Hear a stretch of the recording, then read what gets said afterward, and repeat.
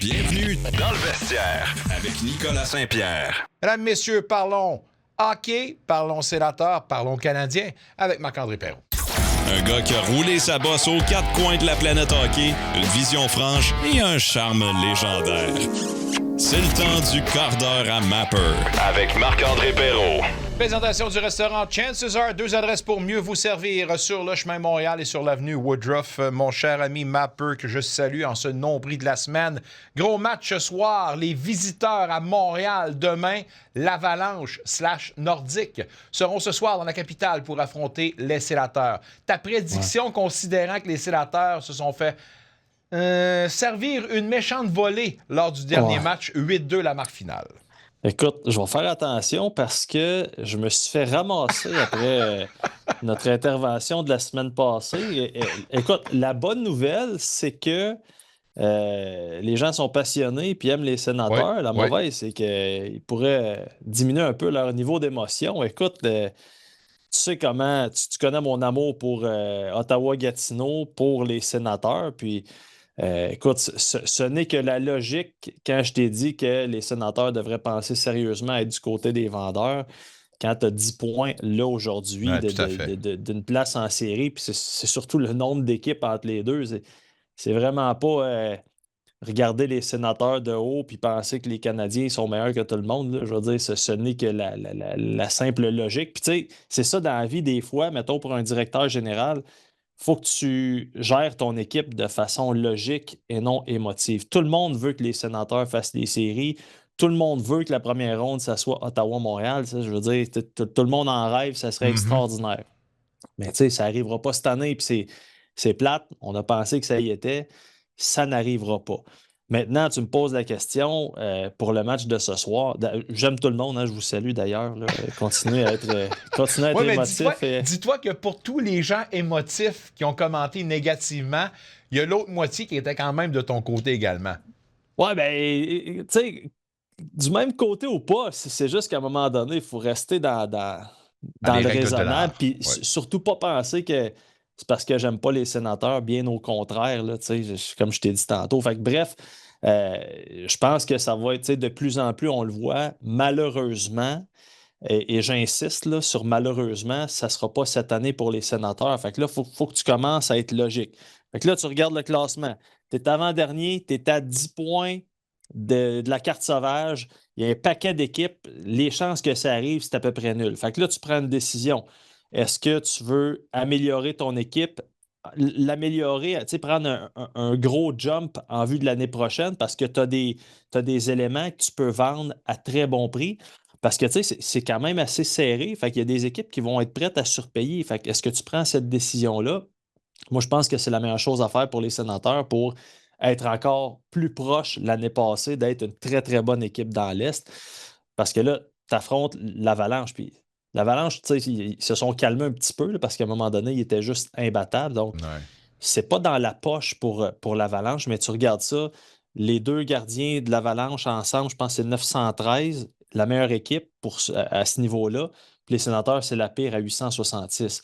Fait que tu as Nathan McKinnon, tu as Cale Makar. Je pense qu'en ce moment, la logique veut qu'on doit privilégier l'Avalanche pour le match de ce soir. Blackwood et Wedgwood, effectivement, 911 et 918 de pourcentage d'efficacité. Disons que ça a des années-lumière du pourcentage qu'on a ici à Ottawa. Dire de quoi? Premièrement, toi, je te prendrais dans mon pool quand tu portes ce chandail-là parce que tu es magnifique, mais tu n'aurais même pas besoin d'épaulettes, c'est pas pire. Mais juste pour vous dire comment j'avais confiance en les sénateurs, j'ai Ketchuk, Stutzla, et j'ai même Hallmark dans mon pool. Fait que si vous pensez que j'aime. Ouais, c'est Sweet Lord certain. Fait que c'est ça. Bref, je leur souhaitais bien du bonheur pour plusieurs raisons, mais c'est ça, malheureusement. Ça a pris du tortage de bras de la part de M. Joe Sakic pour convaincre le Canadien de laisser les anciens Nordiques porter leur beau chandail demain. Parce qu'il y en a eu du tordage de bras. M. Molson ne voulait rien savoir. Même s'il a dit sur la voie publique « Ouais, j'ai parlé à mon chum Joe, puis ouais, on s'était accordé. » C'est de la bouillabaisse. Mais oui, OK. T'es dans le camp des suspicieux, toi, là. Marc-André, there's no way. There's no way. De la même façon qu'en 1978, quand l'Association mondiale était en train d'annoncer sa fusion avec la Ligue nationale, le Canadien s'était vraiment opposé pour l'arrivée des Nordiques. Je pense que la mentalité est la même. Alors oui, je fais partie de ceux qui crient au scandale à ce niveau-là. Ben, écoute, scandale ou pas, le chandail des Nordiques, il est beau en tabaslac. Puis, tu sais, je l'ai vu il y a 2 semaines. J'ai accompagné mon ami Michel Bergeron à Rimouski parce qu'il coachait un match des anciens Nordiques avec un superbe manteau des Nordiques. Il va être là demain.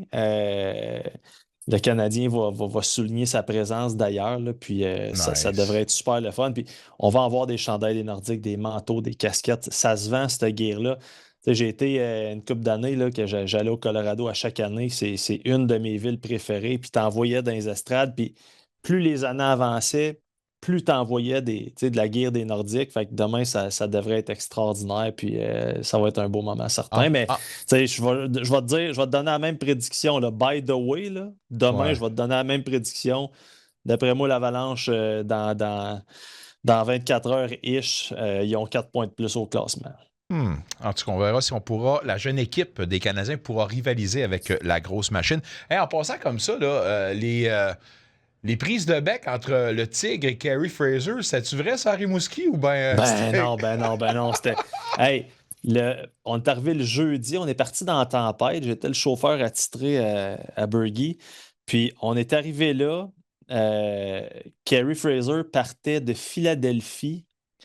Lui aussi, il l'a eu sur le museau à cause de la tempête, mais je me suis retrouvé à souper avec Bergie et Carey Fraser le jeudi soir. J'ai pas dit un mot du souper. Les deux, ça se parlait, ça s'agaçait, mais M. Fraser, d'une gentillesse là, vraiment au-dessus de la moyenne. Puis, je veux dire, j'étais chanceux. Là. J'avais les deux qui étaient là, puis ils s'ostinaient. Puis là, on retournait à l'hôtel, puis là, j'étais avec Bergie, puis il dira jamais le tabaslac qui est à bon. Puis... Fait que, je te le dis, après autant d'années, les deux, ils s'aiment beaucoup, ils se taquinent, mais ils sont pas d'accord là-dessus. Ils sont pas d'accord, puis ils seront jamais. Le but d'Alain Côté était bon, mesdames, messieurs, exact. Que le ciel nous entende. Le Canadien Éric Raymond a été remplacé par Marco Marciano, l'entraîneur des gardiens. Marciano, qui a quand même une belle fiche de route, qui était jusque-là l'entraîneur des gardiens avec le Rocket de Laval. Parle-nous justement de ce changement-là, puis de la réaction à l'interne que ça pourrait avoir. Là. Écoute, Marciano, je ne le connais pas tant que ça, mais sa réputation est immaculée. Là, ça fait 150 ans qu'il travaille pour les Canadiens dans l'organisation, mais sa réputation va au-delà de l'organisation des Canadiens. Comme je te dis, je ne le connais pas personnellement, puis je ne l'ai pas assez vu pour pouvoir juger de quoi que ce soit. Par contre, Éric Raymond, j'ai eu la chance de le côtoyer beaucoup, beaucoup. Puis tu le sais, quand tu voyages sur la route, c'est là que tu peux, je ne dirais pas créer des liens, là, c'est pas mon grand job, mais je veux dire suffisamment pour y avoir envoyé un petit mot. Puis on parlait, là, je te dirais, à chaque match sur la route, on se retrouvait à un certain moment. Fait que c'est un gars extraordinaire, c'est un papa extraordinaire. C'est un très, très bon coach des goalers. Juste voir ce qu'il a fait avec Sam Montembeault la saison passée. Il n'est pas devenu mauvais du jour au lendemain. Fait que je trouve ça vraiment, vraiment plate pour l'être humain, pour le coach aussi, sauf que je ne suis pas inquiet qu'il va se retrouver un job ailleurs. Malgré tout l'amour que je peux avoir pour lui, logiquement, je dois dire que je ne suis pas surpris, puis que à un moment donné, il faut que tu prennes des décisions, puis on le sait, la chose la plus facile, c'est de faire sauter le coach. Fait que c'est la décision que le Canadien a prise. Est-ce que ça va amener un électrochoc pour les gardiens de but des Canadiens? Je leur souhaite. J'ai des doutes, mais je leur souhaite. Mais on le sait, il y a souvent l'effet nouveauté. Fait que c'est à souhaiter pour les Canadiens que ça se passe, mais ils ne sont pas sortis du bois. Puis j'entendais tantôt, je jasais avec Renaud, puis il disait là, je veux dire, là, ça chauffe en tabarouette pour Montembeault et Dobèche. Tu n'as plus de munitions. Là. Toutes tes bullets, tu les as utilisées. Fait que là, c'est à toi, puis ça presse. Là. Fait que ça va être intéressant de voir. Belle équipe, celle des Canadiens, la plus jeune de la Ligue nationale de hockey, en connaissant ça, puis en voyant les performances. C'est un beau dilemme pour Kent Hughes. Si tu es justement à la direction générale, est-ce que tu prônes peut-être une équipe qui doit être agressive d'ici la date limite des transactions, ou on prône la patience, on laisse ce jeune noyau-là maturer une autre année avant de donner le grand coup? Deuxième option, moi, je suis encore patient. S'il y a quelque chose qui est disponible au prix juste, OK, mais je ne suis vraiment pas en mode surpayé à ce stade-ci du développement de l'équipe. Ce qui est le fun avec les Canadiens présentement, c'est que le noyau se développe potentiellement encore mieux que ce que la plupart des observateurs avaient pu imaginer. Fait que ça donne que l'équipe se retrouve là présentement au classement. Ce n'est pas encore une équipe qui est aspirante aux grands honneurs, pas juste à cause des gardiens de but, là, mais parce que tu vois qu'il manque certains éléments. Il manque un top 6, il manque probablement un joueur de centre, peut-être même un défenseur aussi. Fait que, comme tu vois, là, la liste d'épicerie est quand même assez importante. Fait que, s'il y a quelque chose de disponible et que le prix est juste, oui, mais je ne pense pas que ça arrive parce qu'il y a certainement des équipes qui vont être prêtes à surpayer quand tu regardes le classement puis que tu regardes les possibilités pour certaines formations. Je pense que dans l'Est, il n'y a pas une équipe qui se détache là, vraiment de façon spectaculaire. Fait que, est-ce qu'une équipe comme les Hurricanes, on le sait, là, ça fait des années qu'ils sont bons en saison régulière, mais qui arrivent en série, puis ça ralentit. Pourraient peut-être être tentés, eux autres, à y aller pour le grand coup dans l'Est. Le Lightning, est-ce que ça achève là, la domination du Lightning? Peut-être. Eux autres aussi. Ils nous ont montré que c'est un modèle qui affectionne particulièrement eux autres. Là. Ils n'ont pas de problème à donner des jeunes ou des choix repêchage.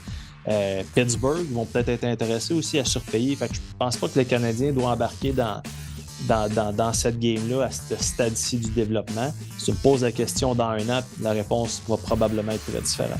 On verra comment ils pourront se débrouiller, encore une fois, ces jeunes Canadiens demain contre l'Avalanche. Mais pour l'instant, l'Avalanche, c'est ce soir contre les Sénateurs.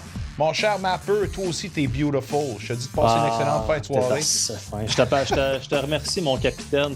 M'a dit là-dedans, là, tu me donnes des frissons. Ouh! Apparemment que tu donnes pas mal de frissons également au pickleball. J'ai des témoins qui m'ont dit que t'étais pas pire avec Max Talbot. T'as de la chance. Un retour sportif 100% local dans le vestiaire avec Nicolas Saint-Pierre.